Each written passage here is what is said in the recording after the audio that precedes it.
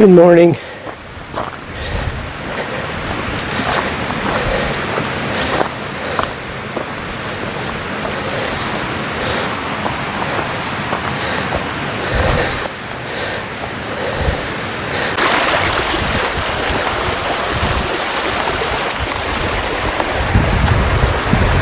So hello seniors and everyone. This is the end of the semester. It's not been the semester we were all planning. I just want to say goodbye and thank you. Thank you for hanging in there, and everyone got something done. Everyone posted both logs and everything, so it's quite an amazing that we did it. I guess the other thing is thank you. I mean, in some ways I looked upon this experience as, oh, this is a practice what you preach, because it's like we live in this electronic world and all of a sudden the physical world is separated from us, or at least we're separated from each other. And now's the time, at this time of the year, I head back into the woods, and my studios to get things done, because this is what gives me my great pleasure. What most of you don't know about me is that my great-grandfather was a preacher, and he went to Yale Divinity School, and he was the head of the seminary at the Northern Baptist movement. And he and a guy named Rauschenberg and their student named Pichet, who set up the New York State Forest Service and the U.S. Forest Service, they started religious philosophy about that your duty is to shepherd the earth.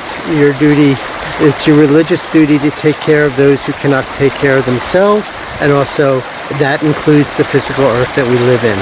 And so then I'm walking in a reserve, one of the very earliest reserves of New York State, and that it was the writing place of one of the first environmentalist writers.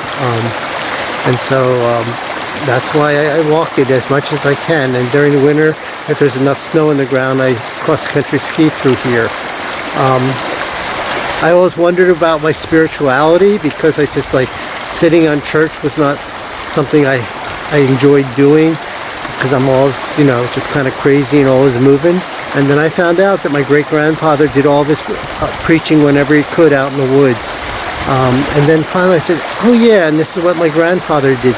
He took me into the woods every moment he could and just taught me about the trees and the animals, but also the Native American history of the world where our tree farm was.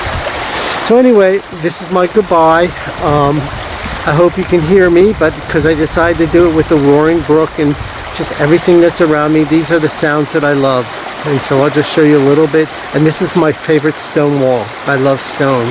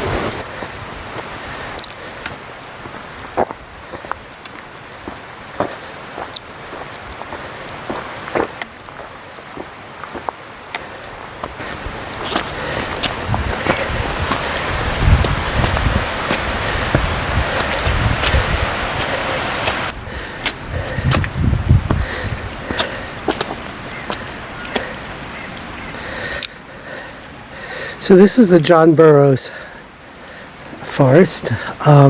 He was one of the first naturalists in the 1880s,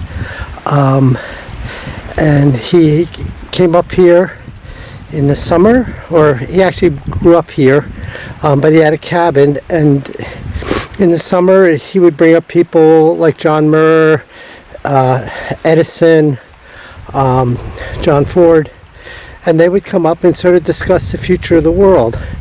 But he took great pride. He was the beginning of writing about the environment and this need to experience nature, this need to preserve nature. So he's an important guy. His writing is not well known. It's very dense Victorian writing, and it's kind of complicated to get through, but